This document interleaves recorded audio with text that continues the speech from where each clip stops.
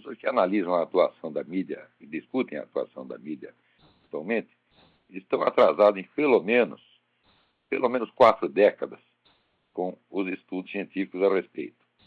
Por exemplo, quando há uma distorção qualquer, o pessoal imagina que ou foi um abuso, ou foi o que eles chamam de desinformação, ou então, vamos dizer, é a simples exploração da sociedade de espetáculos. Sociedade de espetáculos é um termo que entrou em circulação, foi posto em circulação pelo Guy Debord, que vai fazer, acho que 7 décadas. Bom, depois disso, os estudos a respeito andaram muito, mas parece que no Brasil ninguém leu nada absolutamente. Por exemplo, o conceito de desinformação é frequentemente usado de maneira errada. A desinformação, consiste em uma notícia errada ou de interpretação errada de uma notícia, repetida várias vezes e em várias fontes simultaneamente, principalmente com a finalidade de induzir governos, um governo inimigo, no caso, a uma decisão errada. E, às vezes, também, vamos dizer, de influenciar a opinião pública, de criar uma imagem negativa de alguém. Mas é sempre uma coisa concentrada numa determinada operação. O caso mais típico é aquele dos agentes tchecos, que no Brasil, em 1964, falsificaram documentos para dar a ideia de que tinha sido o governo americano que havia planejado o golpe de 64. E espalhou isso para todos os jornais, repetiu um certo número de vezes, e isso, de fato, se impregnou na opinião pública. Até hoje, vamos dizer, a nossa mídia em peso acredita nisso, embora o sujeito já tenha confessado que foi ele o autor da operação. Isso é exatamente o que se chama uma desinformação. Às vezes essas operações são também chamadas de medidas ativas. A desinformação tem que ser feita, vamos dizer, por agentes externos à própria mídia, de modo a ludibriar a mídia inteira ou a usá-la para alguma finalidade. Desinformação é geralmente iniciativa de governos, de serviços secretos.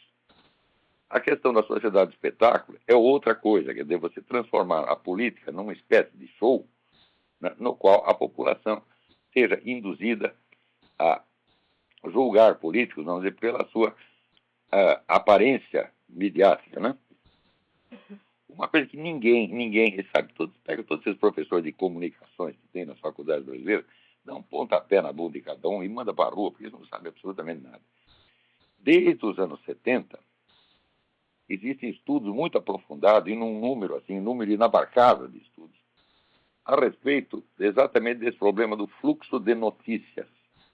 E o que está comprovado é o seguinte, é que o número de vezes que um assunto retorna, sob um determinado ângulo, é uma coisa decisiva.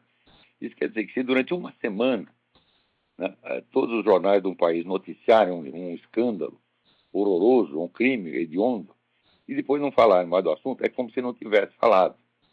O que importa é exatamente a repetição do enfoque, em um determinado número de vezes. Quer dizer que abaixo de um certo número de vezes é como se não tivesse acontecido aquilo, realmente não deixa marcas. E não apenas descobriu que a coisa funciona assim, mas eles já têm até, vamos dizer, o controle estatístico de quantas vezes você precisa repetir uma coisa para que ela se impregne na imagem de uma pessoa, ou passe a constituir uma crença comum da sociedade. De modo que essa técnica ela se transformou numa máquina de alta precisão que não é usada para fins de desinformação ou de promover um político. Isso é usado para fins de controle social. Isso é importantíssimo. A mídia, em peso, no Brasil e no mundo, transformou-se num instrumento de controle social usando essas técnicas. Os camaradas que as usam, evidentemente, as conhecem. E quem as conhece? Bom, quem conhece foi quem encomendou essas pesquisas desde os anos 70, e quem as encomendou foram justamente essas grandes fundações globalistas, Ford, Rockefeller, etc., que dominam o panorama universitário aqui nos Estados Unidos. O nome dessa técnica chama-se espiral do silêncio. Esse nome já foi dado na década de 70. Chegou primeiro e saiu um monte de trabalhos acadêmicos em revistas, em 74 até sair um livro resumindo a coisa toda e dando a essa técnica o nome espiral do silêncio. De modo que é perfeitamente possível você controlar a conduta política de toda uma sociedade apenas pela espiral do silêncio. A prática da espiral do silêncio tem a vantagem de que você não precisa omitir completamente as notícias que você não quer, vamos dizer, arraigar na memória da população. É só limitar o número de vezes que se volta ao assunto. Por exemplo, eu, depois de muito reclamar aí com o Otávio Frias, mandava e-mail para ele toda semana, né, ele publicou alguma coisa sobre torturas na China. Publicou uma vez.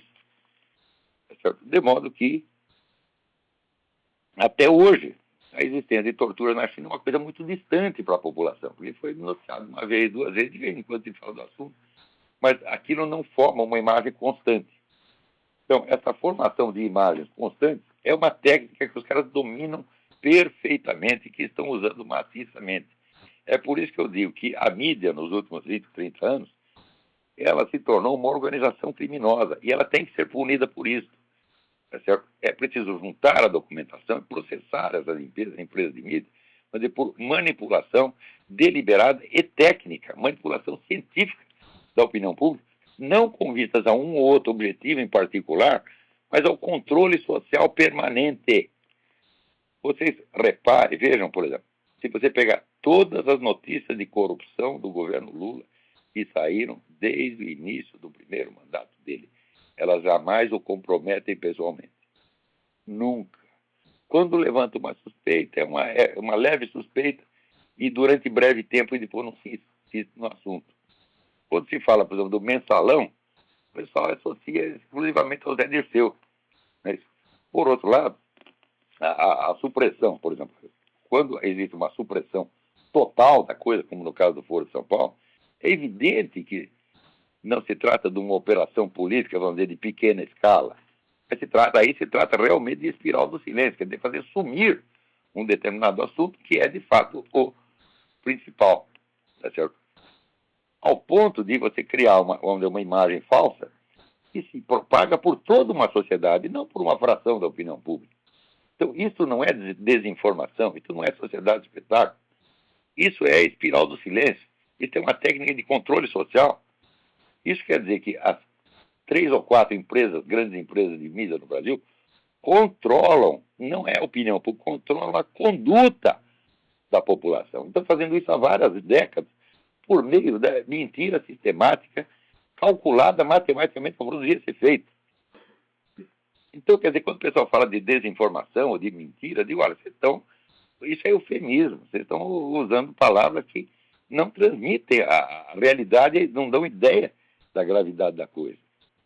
Esse tipo de operação, que é de longuíssimo prazo, ele não visa só mudar a opinião das pessoas sobre isso ou aquilo, mas visa criar hábitos profundos de julgamento que já basta para reproduzir o mesmo julgamento em situações análogas, vezes e vezes, sem conta.